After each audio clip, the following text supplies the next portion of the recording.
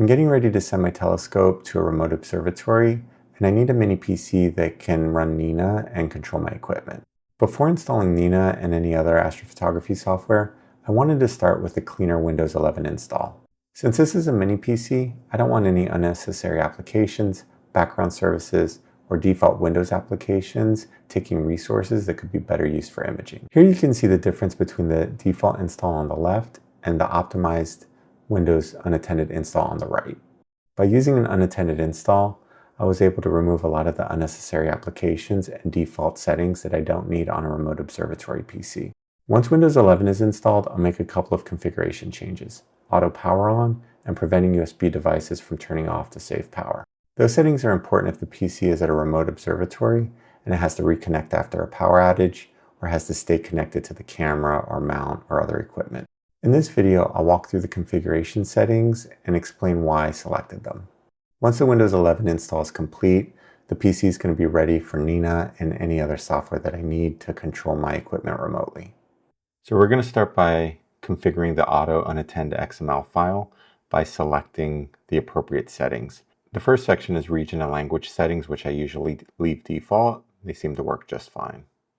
This next section is about the Windows PE staging setup, and here I run Windows PE stage interactively. Because I'm not looking to create an XML file that's going to be used on a lot of installs, what I'm really looking to do is just install my mini PC with the least amount of applications. I think keeping this default and setting up the partition manually is the best bet. The Windows Edition section is going to be where you set the product key. So for my Quieter 4C mini PC, the product key is actually stored in the BIOS. So I can just select that option. And when I do the install, it automatically registers. But if you don't have that option, please make sure you have the product key and that you can put it in here, or you can add it after the install. But please don't reinstall your machine without the product key. It's critical that you have the product key. Sometimes it's on a sticker on the mini PC. Sometimes it's in your documentation that you get from the vendor. But you need to make sure that you know that you have that before doing any install, because you'll need to put it back in to have a registered copy of Windows. For processor architecture, I'm using Intel AMD 64-bit. That's what I have. That's the most common today. So I think that will probably be what you would need, but just make sure that this matches what your mini PC has.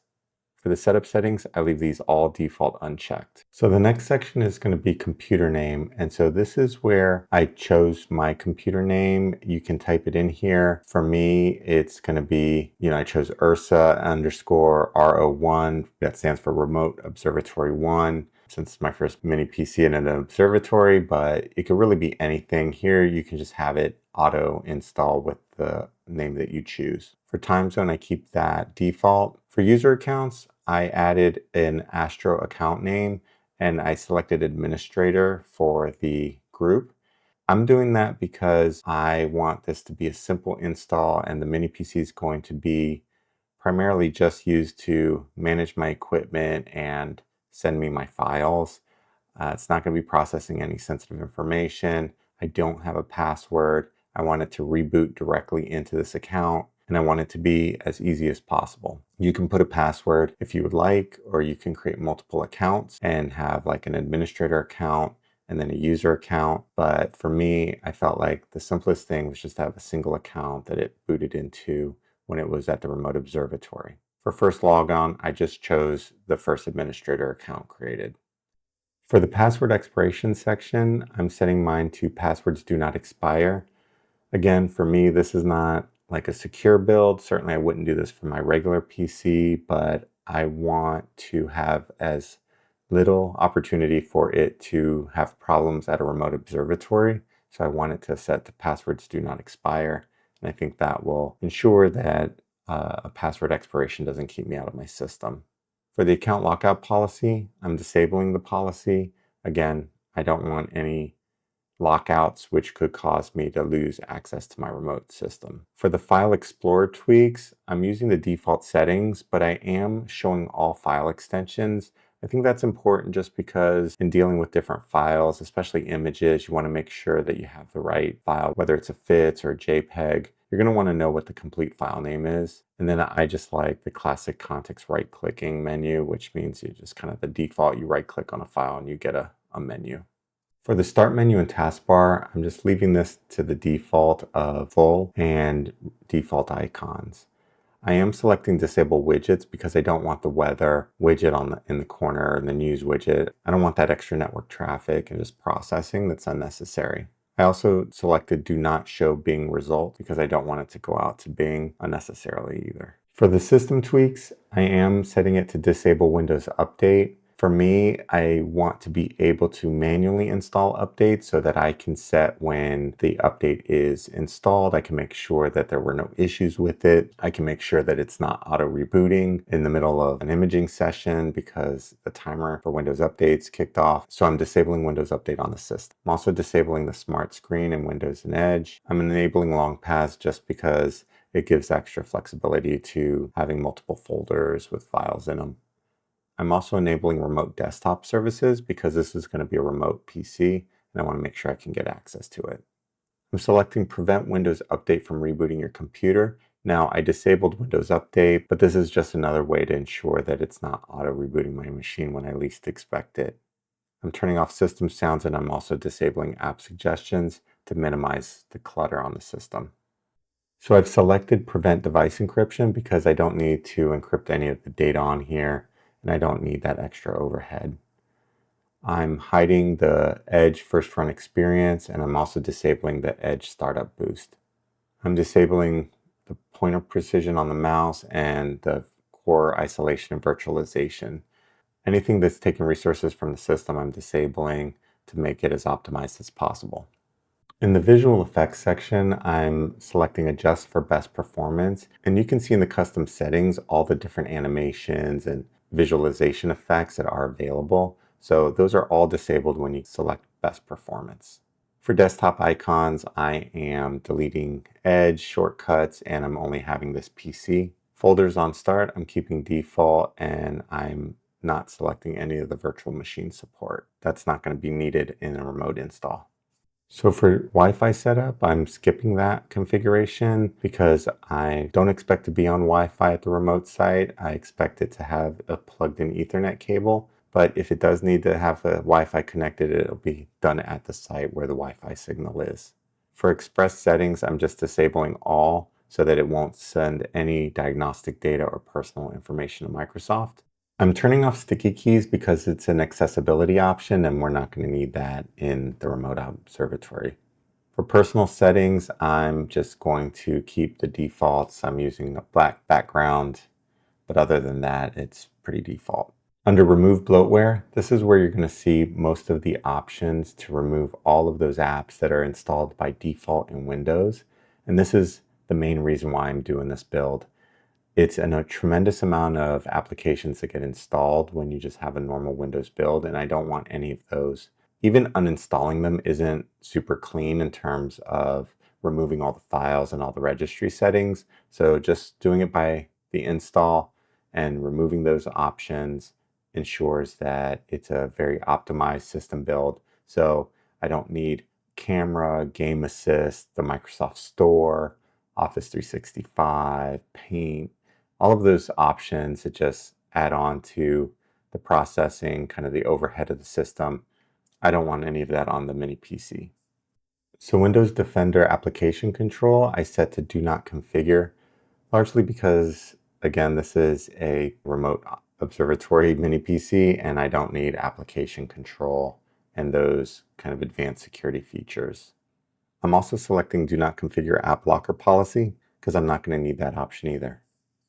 So when you get to the bottom of the form, you can download the XML file, and that's going to be what we use to put into the media creation tool so that the unattended install can utilize the settings that we're selecting here. So click on that, it'll download the file to your downloads folder, and then we'll put that into the appropriate location in the Windows install.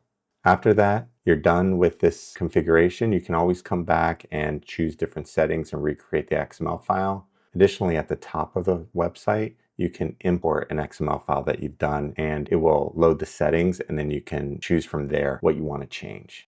To create the USB drive, you're going to go to the Microsoft Windows Media Creation tool. If you put that into Google, the first one that comes up is Create Installation Media for Windows. And you can go ahead and download the Windows 11 installation tool. If you go to download Windows 11, you're going to create the Windows 11 installation media. You can see here it gives you some instructions on what you will need. We're going to do this with the USB drive, and you're going to need to download the tool.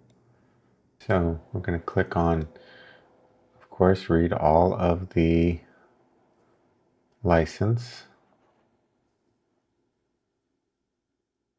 Once you accept it, you'll go into Setup, and next you want a USB flash drive. On my computer, it's the removable drive G. It will install right into your USB drive. So this will install the media so that you're going to boot off of this USB drive, and that's where we're going to put the unattended install file that we create. And that will create the automatic install with all of our settings to create the optimized Windows 11 installation. Now this process might take long if you have like a slower internet connection or you have a slow computer. It's very dependent on your setup. And here's where you're going to put the auto unattend XML file that the system's going to read when it's doing the installation.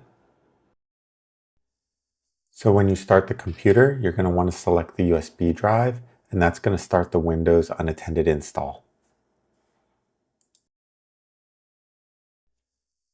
Because we chose to do the Windows PE stage install interactively, you're going to select the appropriate partition where you want to install Windows and click Next.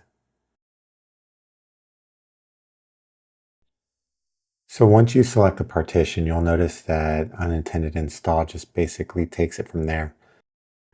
Once it finishes installing the files, it'll start implementing the configurations that we set. At this point, you can just let the install run.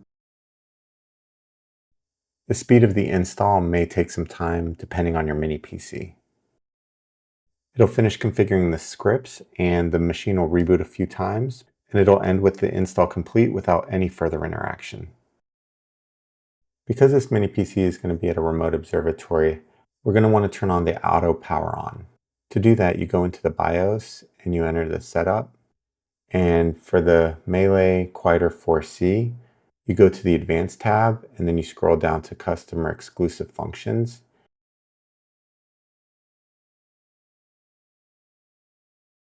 Then you switch the auto power on from disabled to enabled.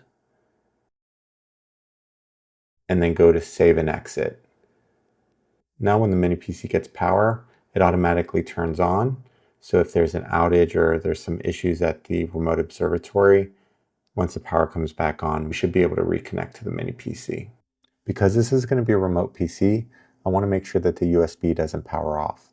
To configure this, right-click on this PC, go to Manage, then under Computer Management, go to Device Manager, and then go to Universal Serial Bus Controllers and right-click on USB Root Hub. Under the Properties, go to the Power Management tab and uncheck Allow the computer to turn off this device to save power. Click OK, and then do it for any other USB root hubs that you have on the system. This makes sure that the mini PC won't turn off the power to any USB ports to save power, which is especially important on a remote PC setup. At this point, the base install is pretty much complete. The system is configured to start when it gets power. It logs in directly into an account. And it also has any of the unnecessary apps removed from it. So it's a very streamlined install that you can now install your astrophotography specific software on it and know that it's not going to be competing with a bunch of unnecessary resources.